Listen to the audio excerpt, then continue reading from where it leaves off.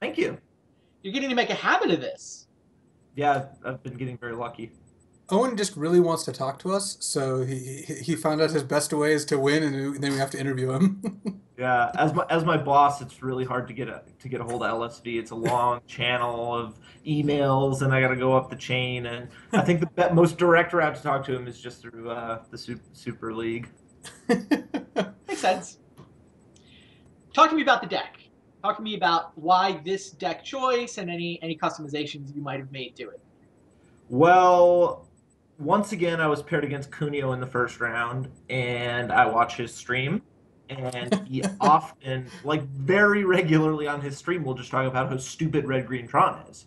It's just how it's just such a dumb deck. How to beat it, you need to put like 10 cards in your sideboard, and how it's just not feasible to do. How Red Green Tron is just a tax on Modern. So you can't reasonably build your decks to beat it, and it's such a small percentage of the field that it's in everyone's best interest to just ignore it, and it's not a good deck to play because it's so inconsistent.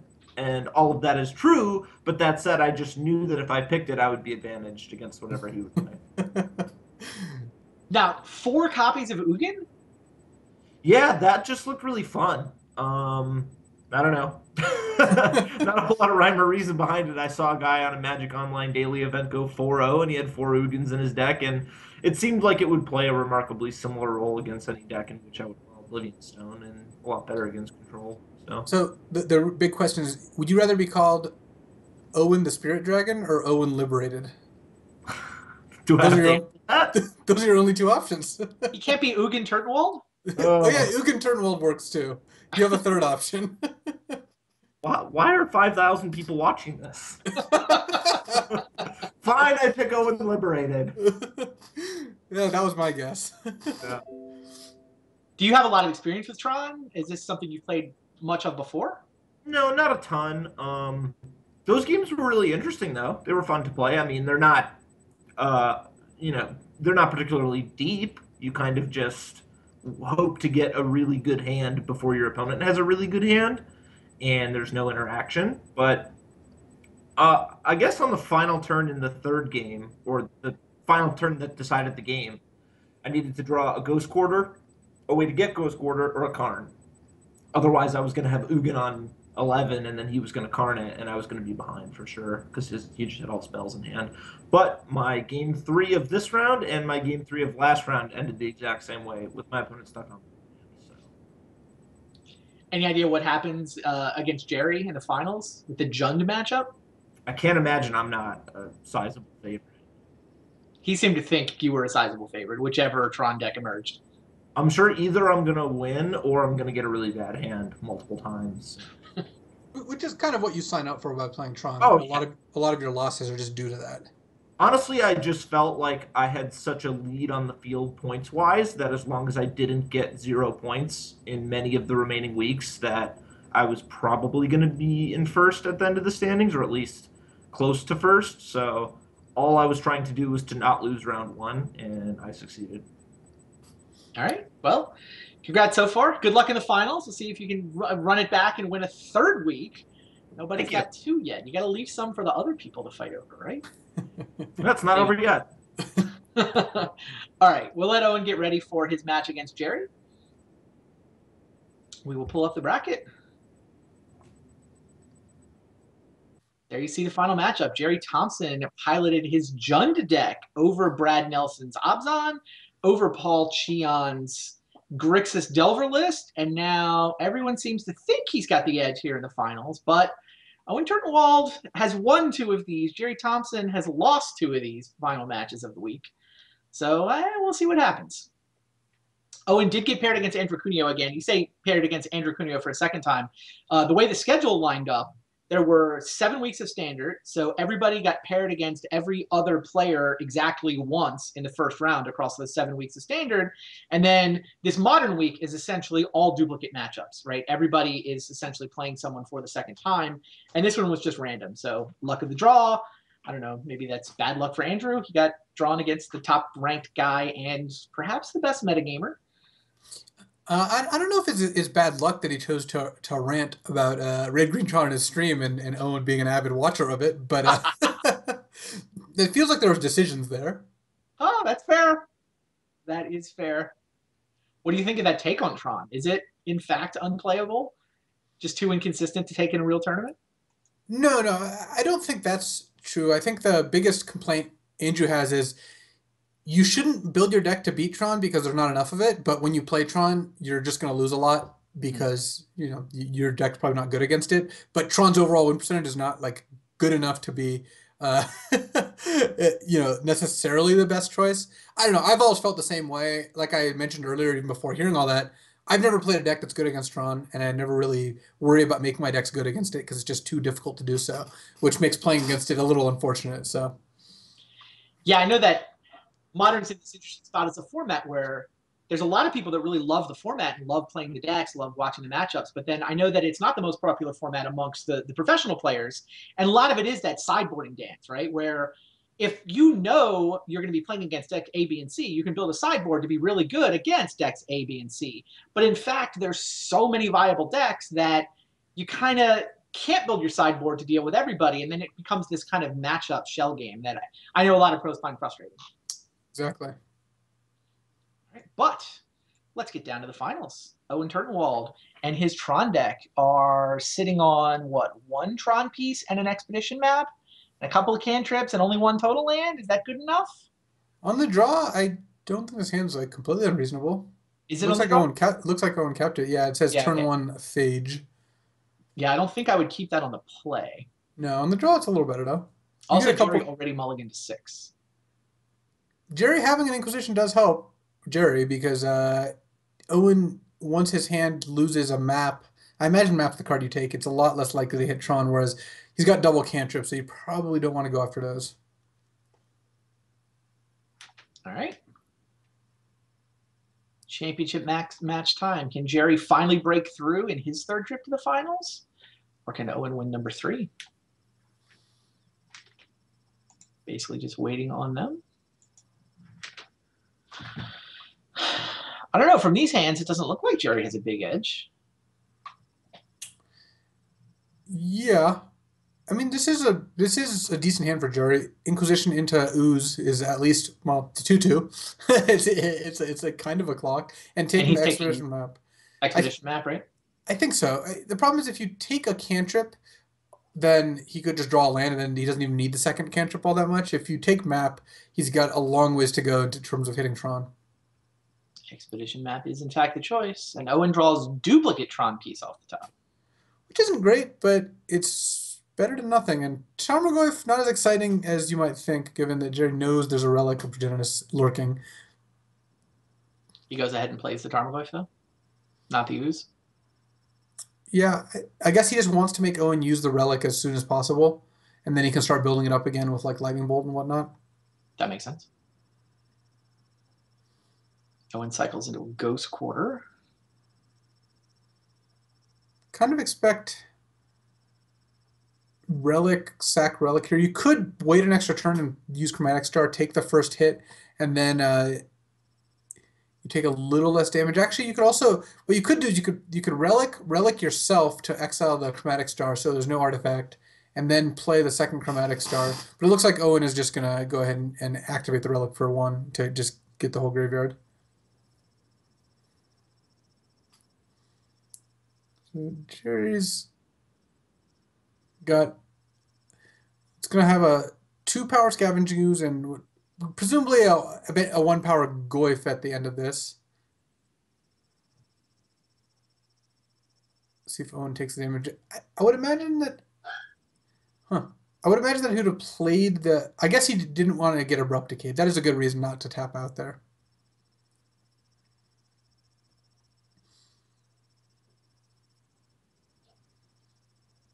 Now you can sack Chromatic Star, add a green to try to find Ancient Stirrings or another Tron piece, and then play a Ghost Quarter to have an untapped land for Relic. Here's the star. There's the Does find a Tron piece.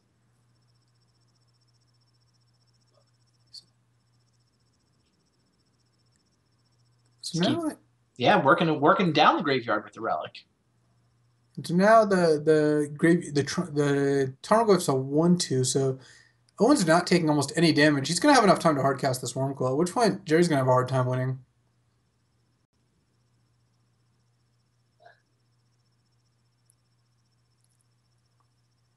Does go ahead and cycle the relic finally. Still missing piece number 3 of the Tron.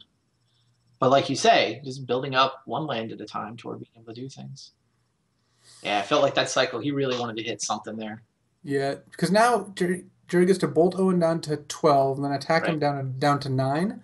Then Owen plays a land. If Jerry draws some action here, then he could outrace Owen. If he doesn't, though, Owen's still... Well, he needs to draw an actual land just to cast Wormcoil, but if he's able to, right now, he is going to presumably win. Well, Expedition map, how's that? That is good.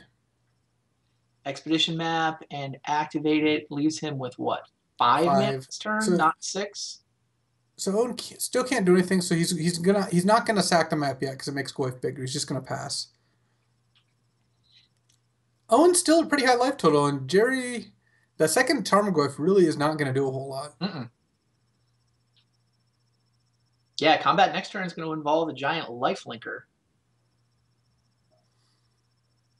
Owen actually is going to have a lot of mana. He's going to have 11. He's not quite to Emrakul, but it's possible that he just goes Ugin and wipe the board here. Okay. That seems a little safer, though Jerry didn't play the other Tarmogoyf, so right. Still, you know Jerry doesn't have 2 bolts, so if you play Ugin and you -2 it, you play around like some combination of removal spells. The Jerry only has 1 card in hand also, so it is pretty tough to imagine him getting out of this too easily. I mean, does anything bad happen to Wormcoil in this matchup? Isn't there an exile effect?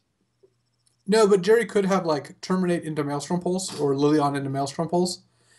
It would require 2 cards, and he only has 1 card in his hand. But it is safer to. Yeah, it is safer to play Ugin, I believe. Yeah, Owen agrees with you. He's going to go Ugin and -2. Jerry's efficiencies is undoing as all his cards do not cost very much mana to play.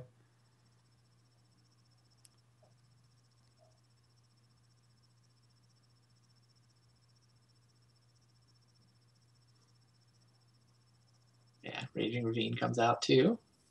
Which is even dealt with by Ghost Quarter. Right. At the end of the day, Owen has all the bases covered. Owen is only 2 mana away from Emrakul too, so next turn Owen could cast Emrakul if he hits a Tron piece.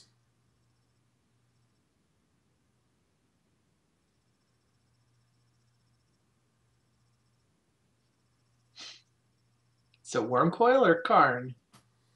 I like Wormcoil because that stops you from dying to bolts, though Jerry doesn't have any bolts right now and can't draw 2 in the same turn, so it is going to be tough.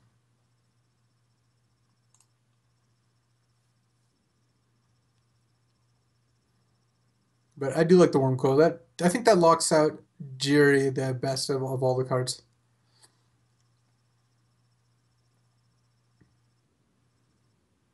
Yeah. Jerry has seen enough. Wormcoil plus Ugin. There's an Eye of Ugin. There's no series of top decks to win from there. So Jerry scoops him up.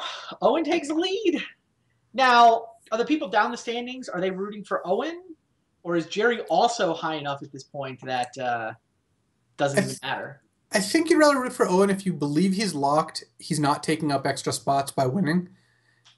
Jerry's still catchable for second. Whereas Jerry is very catchable, yes. So I think at this point Owen's ahead enough that he's the only person in the field who you really do want to root for if you're losing. But I think he's at that point. I mean, if you think that first place is out of reach or somewhere in the top 3 is going to be close, Owen winning all the points doesn't change much because he's already winning all the points. Yeah, no, that makes sense. Sideboarding change this matchup at all? No, it helps Jerry since at this point he doesn't have a great game 1, but he does get the card Blood Moon, which is a fantastic card, as well as like Duress and cards like Ancient Grudge are a little reasonable, but in general, this is not the kind of sideboard you need to really feel comfortable about your Tron matchup. Owen, I do not believe changes much. If we could take a look at his deck, he's got Yeah, basically like relics to make Tarmogoyf's force. Actually, that was his only relic in game one. That's funny. Uh, Other than that, there's not a whole lot that he wants. Doesn't want Vandal Blast, Rending Volley, Boil, or Nature's Claim. Maybe a Spellskite. But Relic plus Pyroclasm is a nice combo, so you might actually want the Pyroclasm.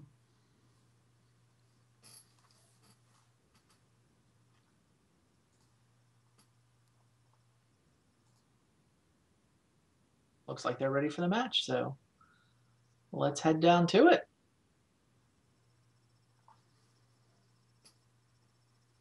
Now, what does a winning hand from Gerry actually look like? It has to involve Blood Moon, basically. Duress into Blood Moon was a good start, though. Dark Confidant into a bunch of Disruption could conceivably keep Owen off doing anything. It's going to be tough, though, because once Owen hits mana, it's not like Gerry can stop him from playing any spells. Owen running back the one-lander. Yeah, keeps one land. It's got multiple cantrips. It's got a map. And it's got Ancient Stirring. If you can play Spear into Ancient Stirrings, then you're going to make your second land drop. I mean, I guess Tom did miss the one time, but it's not going to happen very often. Right. And he was on the draw, so that is what Owen kept. No hand disruption. You just run out of Dark Confidant, right? That's certainly why you kept this hand, is that Dark Confidant into Liliana is decent. Owen brought in a bunch of Nature's Claims. Oh, yeah, of course, for the Blood Moons. Forest is the draw, so Blood Moon no longer scary. Yeah, and that's actually even Nature's Claim, not Ancient Stirring. So Owen did draw his extra land, so at least he's not in that bad a shape here.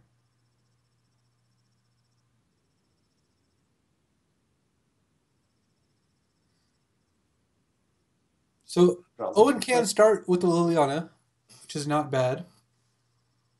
Seems a little better than playing Tarmogoyf into a board of Relic here.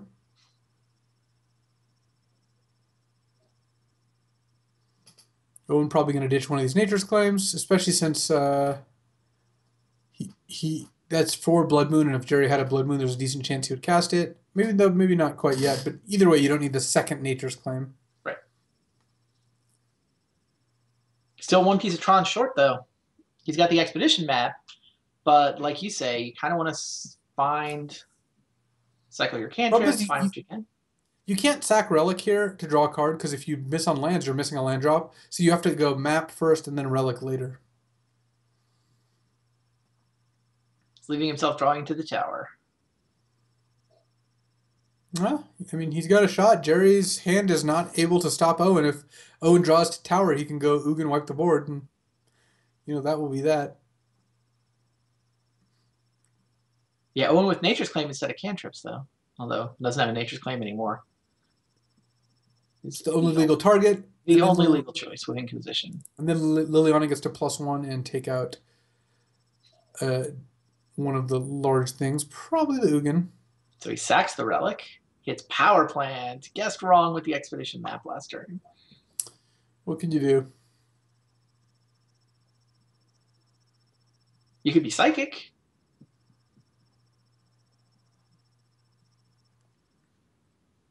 Yeah, Psychic play, very rarely the correct play. Actually, given this hand, I might discard Karn instead of Ugin.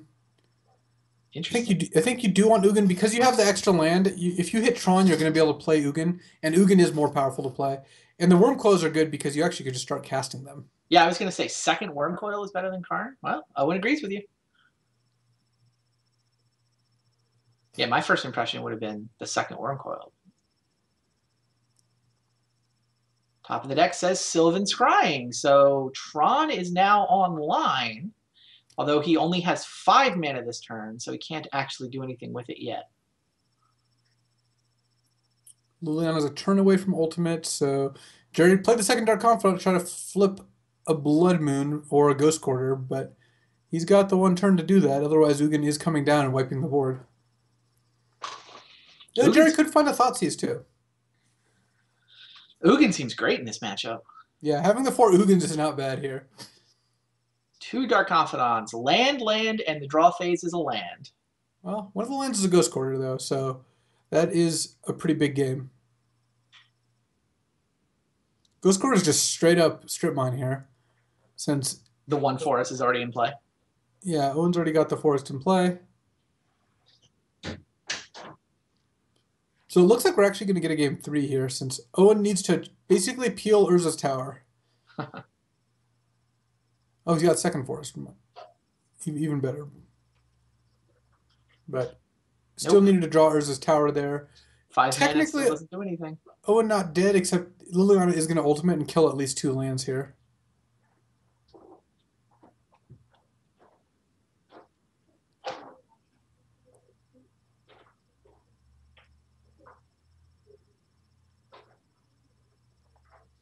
Is there a combination that involves Gerry dying to his own Dark Confidants? I don't think there is. That would be pretty funny. Many lands as he flips. His Dark Confidants are just... Yeah, here's Liliana Ultimate.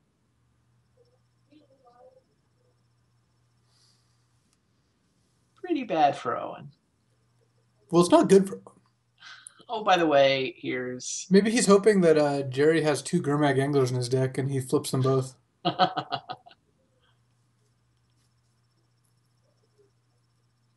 It's close. Owen almost stitched it together, but Gerry did manage to win.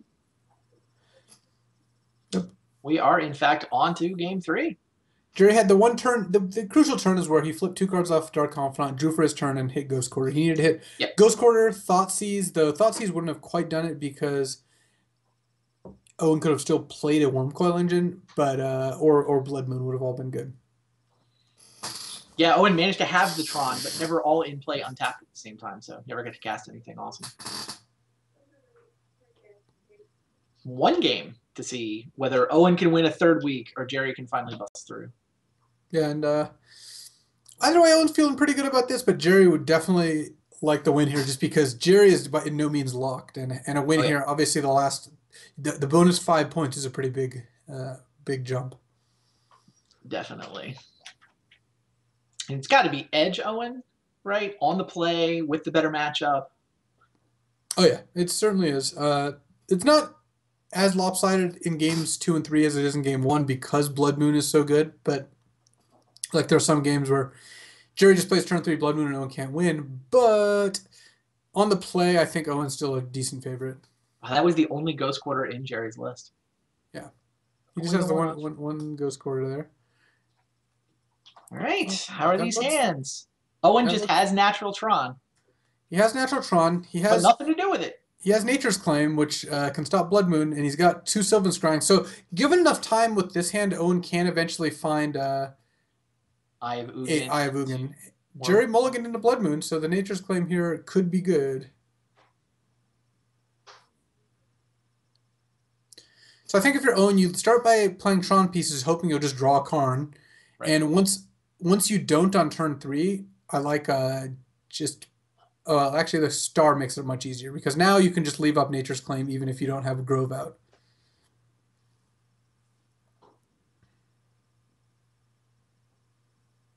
Yeah, I don't actually like cracking that star there. I think you want to keep it, especially since if you get Thoughtseized, it's pretty bad. The advantage is that you get to cast Ancient Stirrings. That's the 1 card, or another Bauble, I guess. Well, he cracked it, found an Ugin, so he does now have something to sink his mana into, although not on turn 3. So I think Owen wants to do on his 3rd turn is just go Grove Go. You're not interested in tapping it for Sylvan Scrying when you could lose it to Blood Moon, right? Yeah, this plays around Blood Moon the best. Yeah, that's what he does. Grove Go. Now, if Gerry does go Blood Moon, Owen will, of course, float a green mana before the Blood Moon resolves, point to Nature's Claim, add it afterwards. And if Gerry doesn't play Blood Moon, then Owen can just play Ugin. Either way, Ugin's coming down on Owen's turn. It's probably going to come down and immediately deal 3 damage to the Dark Confidant. Gerry goes for the Blood Moon. That's what it's in his deck for. Here's the green mana. Smash. No Blood Moon for you. And now with Ugin in play, followed by a Wormcoil, second Blood Moon doesn't do anything, even if Gerry had it. Well, Ugin the Spirit Dragon looking pretty good here. We've got Owen Liberated at the helm. I think it's Ugin Turtenwald. I'm not buying the Owen Liberated. Yeah, Ugin Turtenwald is pretty good. But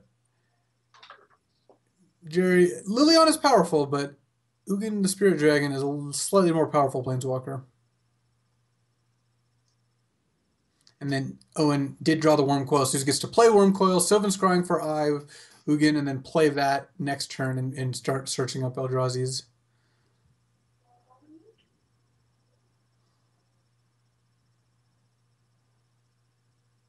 Yeah, here's Sylvan Scrying.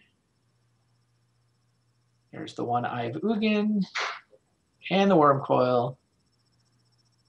Sure looking like number 4 ranked player in the world, Owen Turtenwald, going to hold on to first place and actually open up a bit of a gap in the top of the standings here at the Standard Super League. Yeah, he's gonna end up on 115 points. Is that right? Wow, that sounds right. Yeah, nobody, and Gerry's like second on 80, maybe not even that many. Like 65, I think, something like that. We'll take a look after this match, I'm sure. Yeah. The Infinite Gyro comes out. Can eat a Tasigur. Ugin can also just go ultimate this turn. Yep. Twice we've seen Ugin go ultimate in this run for Owen here. And both times he's got an Eldrazi in hand, so he gets to put all the lands into play and then just hardcast the Eldrazi. Yep. Same as last time. Different Eldrazi, but same trick. Even to get a replacement Ugin. Clearly we need more Ugin activations this turn. Wow. Red Green Tron looking pretty fun. Looking pretty powerful.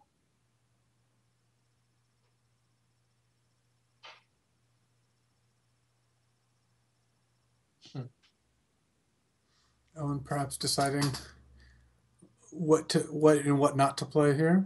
Sure.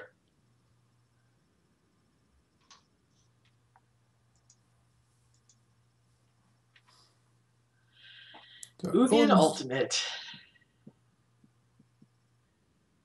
Modern Week's been kind of fun. Yeah, I enjoyed it. It's a lot more Red Green Tron than I was expecting, just like most tournaments.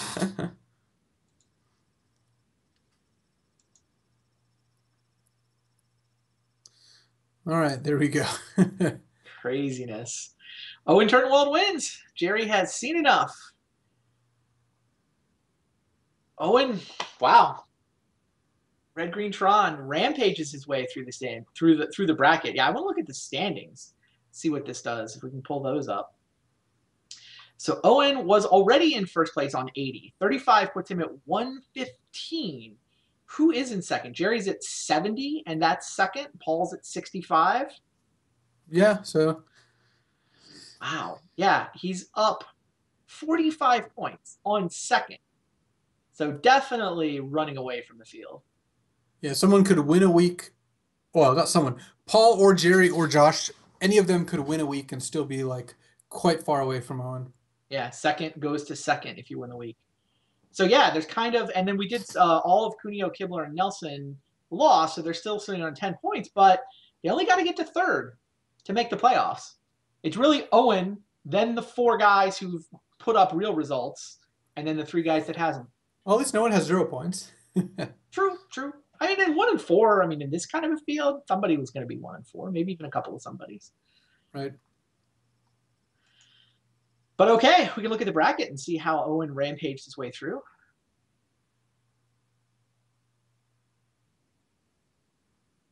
Yeah, there you look at it. Owen Turtenwald is your winner. Played a deck that he knew would be good against Andrew, that he knows that Andrew's aware of the Tron deck, but Tron is such a small part of the modern metagame that people like Andrew Cuneo just aren't going to devote the necessary sideboard space to win that matchup. So Owen walked in knowing that, got that match. Then he got paired against Tom Ross in the second round. Tom also thought Red Green Tron would be a pretty good call against his first round opponent. And it was Owen who won the, it was kind of an interesting dance. I enjoyed watching the dance, even if it wasn't the most interactive dance. Probably would not enjoy that matchup the 5th time I watched it, but right. First time was all right. Let's talk to Owen. Congratulations, Owen. You're making a habit of this. Thank you. I'm making a habit of saying you're making a habit of this or something. What were there interesting moments in that match? Any sort of particularly impactful decisions you thought you had to make to get that win? No. I was able to win the third game because I could see the deck lists and was aware of Blood Moon, and so I used the old float mana with my Nature's Claim trick, and then let it resolve. But that's about it. Yeah, I mean the Chromatic Star could, in theory, have done the same trick, or it got you the green man if you hadn't cycled it. Yeah, I thought that it was better to cycle it so that I could potentially hit Ancient Stirrings, so that if I into like a Karn, so I could play turn 3 Karn, or having cycled it. So if I didn't cycle it then, and then I would want to draw a card on the next turn, I couldn't have my Tronland make. I don't know. It was really close, and I thought that getting the card at turn early and being able to play it on Blood Moon anyways was just. And you already had Grove, so it's not like you were hurting for green otherwise. If you didn't have the Grove, I think that would have been different. Yep, and I could have hit like a different 1 mana thing to put into play and maybe draw another card. I don't know. But yeah, it definitely felt like having the deck list, knowing about the threat of Blood Moon, allowed you to play that game super safe. And he did have it. He actually mulliganed into it, but you had the answer. Yeah, I mean, it was just really lucky because, I mean, Jerry's a great player, excellent player, had a great deck, and the only reason I was able to win is just lucky hands and a clear deck advantage. And a good deck choice and piloting it well at all of the decision points. Well enough. I mean, it didn't really take a whole lot of excellent decision points when I played against Tom Ross to draw Ghost Quarter on the final turn. Obviously, if I hadn't drawn that, he would have been in the finals and he would have had the good matchup, and you'd be talking to him right now. Well, if Gerry hadn't drawn Ghost Quarter against you, we would have been talking to you that was 10 minutes ago. When he played that, I quickly scoured the deck lists, and to my dismay, just one banger just to make me feel bad about it. You wanted to confirm how unlucky you got. Well, I had forgotten that was a thing that could happen. I mean, I maybe thought I might have made a mistake, but he only had one, and I was under too much pressure anyways. Yeah, I think the decision point there is you could have played a different Tron piece and hope he went after the wrong one, but I don't think that would have worked out very well. Yeah, there's no way. The way the cards laid out, it was just, it didn't matter. So now you're going to have everyone rooting for you to sort of suck all of the points out of the system, carry them with you to the runaway first place, and everyone else is just trying to see if they can sneak into the playoffs with you in second or third. Yeah, I've been doing well. I'm going to continue to try to do well. I'm not going to rest on my laurels. I'm still here playing to try to win, you know. Looking forward to the Grand Prix this weekend. Oh yeah, it's going to be awesome. Modern Masters 2 is great. I'm gonna make Magic history. Or 1/10,000th of it. Maybe 1/8,000th of it. Maybe 8,500. We'll see. Yeah, we'll see. You have any specific plans around the Grand Prix, or just looking forward to getting a chance to play? No, it's going to be awesome.